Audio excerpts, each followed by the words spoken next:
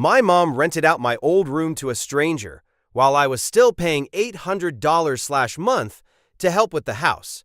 I found out when I visited, and a man answered the door in a towel. I said, "Wrong house."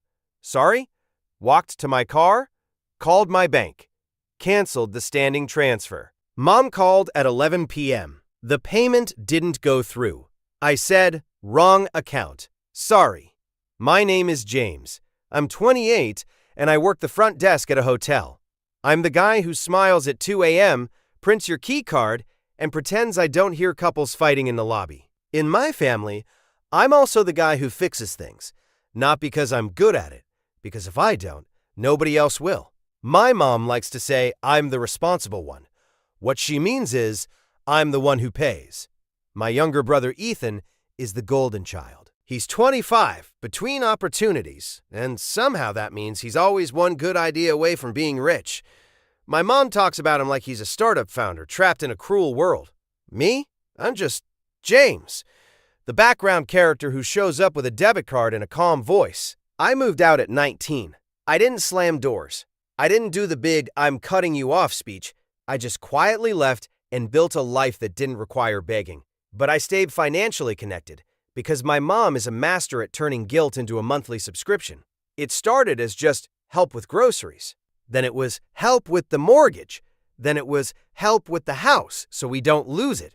And somewhere along the way, it became a standing transfer from my bank account to hers. $800 a month, every month. I told myself it was temporary. I told myself it was for emergencies. I told myself it was helping my mom keep her head above water. Also, and this is important, my mom framed it like this. You're still part of this house, James. Your room is still your room. You can always come home if you need to. And I know that sounds childish for a grown man to care about.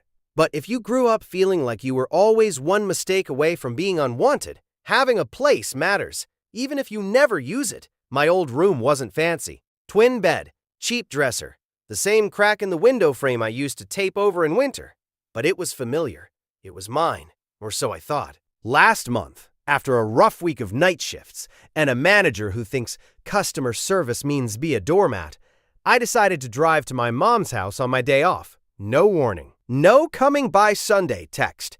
Just me, a bag of laundry in the back seat, and this stupid little hope that maybe I'd eat a real meal and sleep in a quiet room.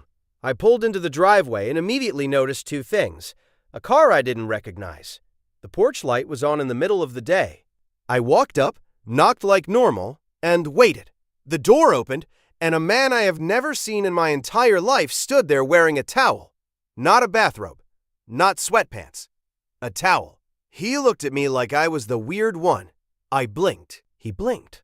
I said very politely, like I was checking in someone who booked the wrong hotel. Wrong house. Sorry. He shrugged, like that happens all the time, and started to close the door. I walked back to my car on autopilot, heart pounding, and sat there gripping the steering wheel like it was the only thing keeping me from floating away. Then my phone buzzed. A text from my mom. "Hey, sweetie, didn't know you were coming. Everything okay?" I stared at it. Then I looked back at the house. Then I looked at the strange car again. And in my head, this calm little voice said, "Oh, my room isn't my room." Let me rewind, because this didn't start with a towel guy. It started years ago with my mom's favorite phrase. "James, you know how hard things are." She said it when I got my first job. She said it when I moved into my first apartment. She said it when I got promoted from front desk trainee to night auditor. Like that made me CEO of Hilton. The first time she asked for money, it was after my dad left. One day he was there. The next day, he wasn't. He didn't hit her or anything dramatic like that. He just disappeared emotionally, then physically. My mom made sure Ethan and I knew exactly who was responsible for her sadness. Not Dad. Life, bills, stress, and me. Ethan was too sensitive to be burdened. Ethan was still a kid. Ethan needed stability. So my mom leaned on me like I was the second adult in the house. I remember being 17 and hearing, "Don't ask me for money this week. Ethan needs new cleats." I remember being 18 and hearing, "You can take out a small loan for school. Ethan needs help with his car insurance." I remember being 21 and hearing, "Just cover the electric bill this month. I'll pay you back." She never paid me back. And if I ever mentioned it, she'd do this little wounded laugh. Oh my God, James, you keep score like that? Yes, because it's my money. The $800/month started 2 years ago. Mom called me crying at 9:30 p.m. James, I'm behind. Behind on what? The mortgage. I sat on the edge of my bed doing mental math. I had my own rent, car payment, student loans. I wasn't rolling in cash. I said, okay, how much are we talking? She sniffled. If you could just help, like $800, just for a few months. I hesitated, and she went straight for the jugular. I would never ask if it wasn't serious. I don't want to lose the house. Your childhood home. There it was, the emotional key. Not my home, not my problem, but your childhood home. I said yes. She set it up as a standing transfer because it was easier. Then months passed. I brought it up once. Hey, are you still behind? Can we lower it or... She cut me off fast. James, why are you stressing me out? Ethan's been having a hard time. Of course he has. Ethan's hard times are always expensive. 1 month he needed a fresh start phone because his old one was acting weird. Another month he needed help with his business idea, which turned into a PlayStation and a bunch of Amazon boxes. When Ethan needed help, my mom didn't ask him to contribute. She asked me, and it wasn't always direct. It was this slow drip of implication. You make decent money, you don't have kids, you're good with responsibility. You're lucky you're not struggling like Ethan. Lucky. Like my stress doesn't count because I'm functional. Meanwhile, the "your room is still here" thing became part of the deal. Anytime she asked for money, she'd add something like, "And don't worry, nothing's changing here. This is still your home too." I kept some stuff there, a box of old photos, a couple of winter coats, my high school yearbooks. I visited once every few months, usually after a double shift, usually exhausted. Mom would act warm for exactly 20 minutes, then slide into complaints. And if Ethan was there, it turned into a performance. Mom, Ethan, do you want the last piece of pie? Ethan, yeah. Mom, of course you do, honey. Me, sitting there with an empty plate like a guest at my own family table. Last Thanksgiving, I got there after working a morning shift. I brought a grocery bag with actual food because I knew Mom would forget half the meal. I walked in and Ethan was on the couch, feet up, watching TV. I said, hey. He didn't look away from the screen. Sup? Mom came out of the kitchen, wiped her hands, and immediately said, James, can you send the $800 a little early this month? I blinked. It's the 12th. She smiled like I was being silly. I know. It's just stuff. I looked at Ethan. Is this stuff, Ethan? Mom's face hardened. Don't start. Ethan finally glanced over. Bro, why are you always so tense? Because I'm funding your life, dude. But I didn't say that. I never said it because if you say it out loud, you become mean. So I kept paying, because if I didn't, Mom would spiral. And if Mom spiraled, everyone would blame me. That's the family math. So when I pulled up that day and a stranger opened the door in a towel, it wasn't just awkward. It was the moment my brain finally connected all the dots I didn't want to connect. I sat in my car and scrolled through old texts. Mom, 3 months ago, thinking of doing some updates to the house.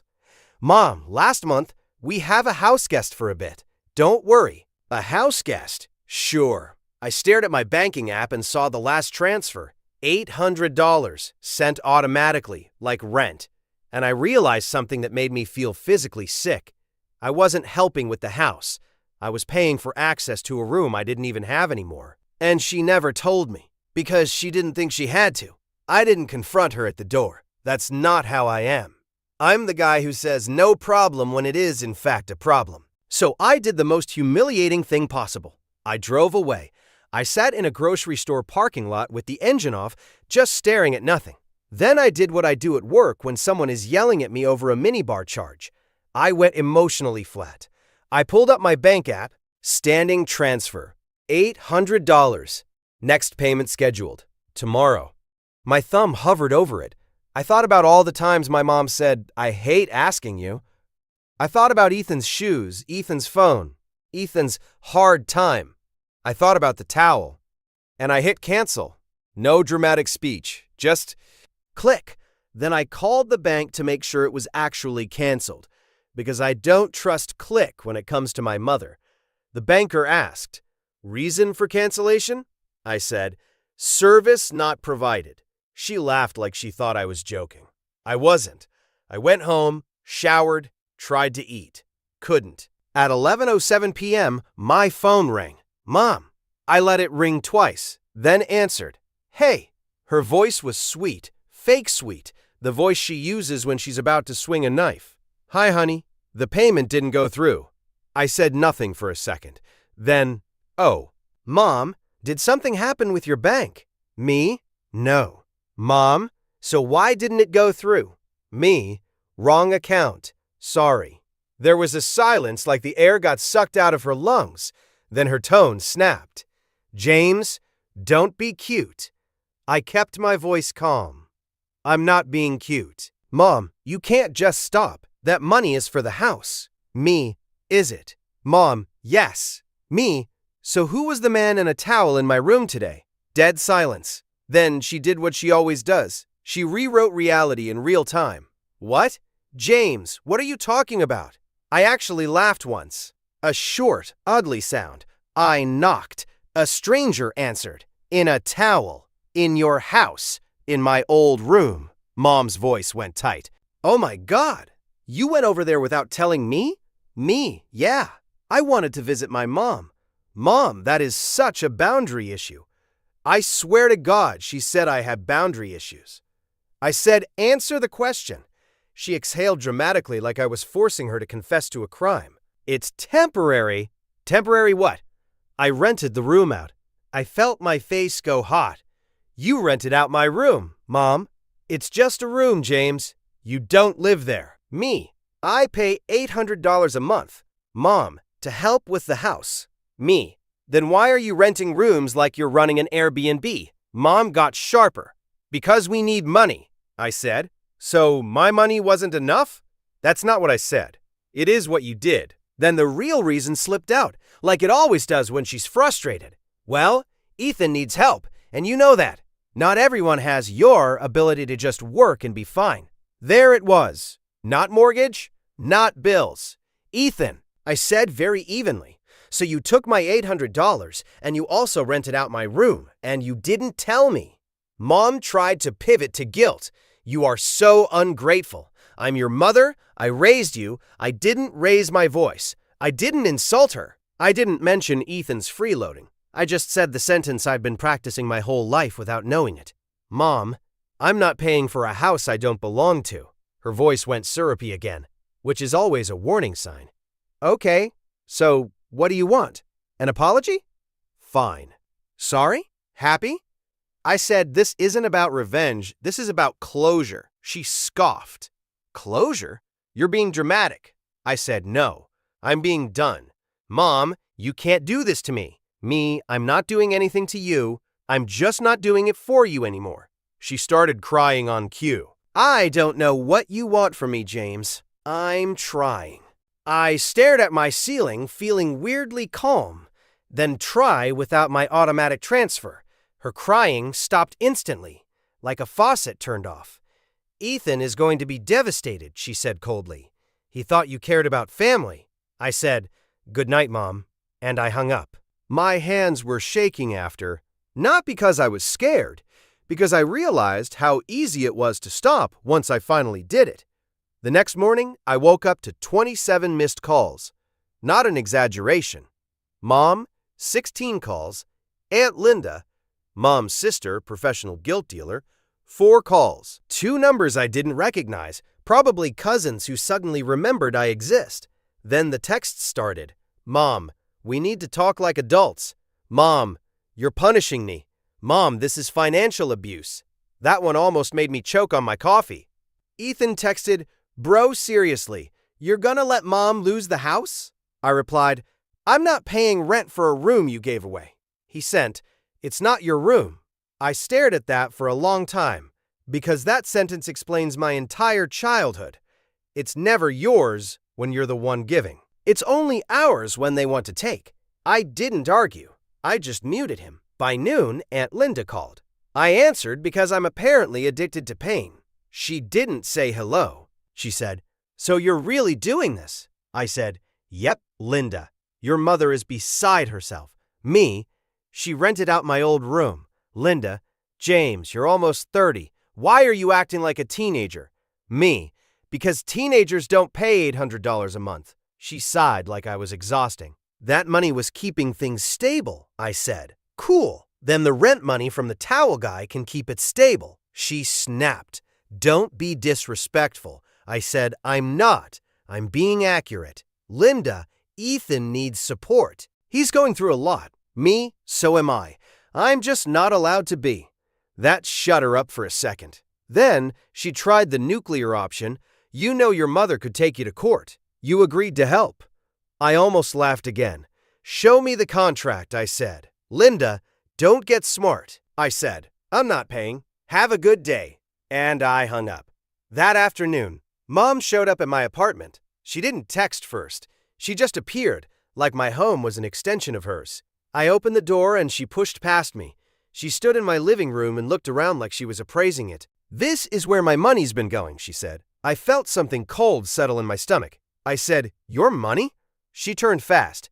Don't twist my words. Me, you just called it your money. Mom, I mean, you could help more if you wanted. Clearly you're fine. Me, I'm fine because I budget. Because I work nights. Because I don't buy random business idea consoles. Her face tightened at the mention of Ethan. How dare you talk about your brother like that? I pointed at my door. Leave. She blinked like she didn't understand the concept. James, I said it again, calm and steady. Leave. She stared at me for a long time, like she was waiting for me to fold. Then she went for one last guilt shot. I guess I know where I stand. I thought you loved me. I didn't yell. I didn't chase her. I said I love you. I don't trust you. Her eyes flashed with anger. You're going to regret this, she said. I nodded once. Maybe, but I'm not going to pay for it. She left. And within an hour, Ethan posted a vague Facebook status. Some people forget who was there for them when they had nothing. I didn't respond. But the funniest part? 2 days later, I got an email from my mom titled, Room Situation. It said, James, the tenant is only there until June. If you resume payments, we can talk about setting your room back up. Like she was offering me a hotel upgrade. Like the issue was the decor. I replied with one sentence. No, thank you. After that, she tried different angles. She offered to lower it to $600, then $500. Then she asked if I could just cover utilities. Then she tried to make it about safety. What if something happens to me? What if I fall? Who will help me? I wrote back, call 911. Cold? Maybe. But you know what was colder? Realizing she only sounded scared when money was involved. A week later, I drove back to the house in the middle of the day. I texted first. I'm coming to get my stuff. Mom replied instantly. You're not welcome. So I brought my friend Marcus. Big guy. Quiet. The kind of friend who doesn't need to speak for people to behave. Mom opened the door and saw him and immediately adjusted her attitude. Oh, hi. I walked past her straight to the hallway. The door to my old room was closed. I knocked. A different man answered this time, fully dressed, looking confused. Can I help you? I kept my voice polite. I'm sorry, I used to live here. I'm getting my belongings. He looked past me at my mom. You didn't tell me, Mom snapped. This is none of your business.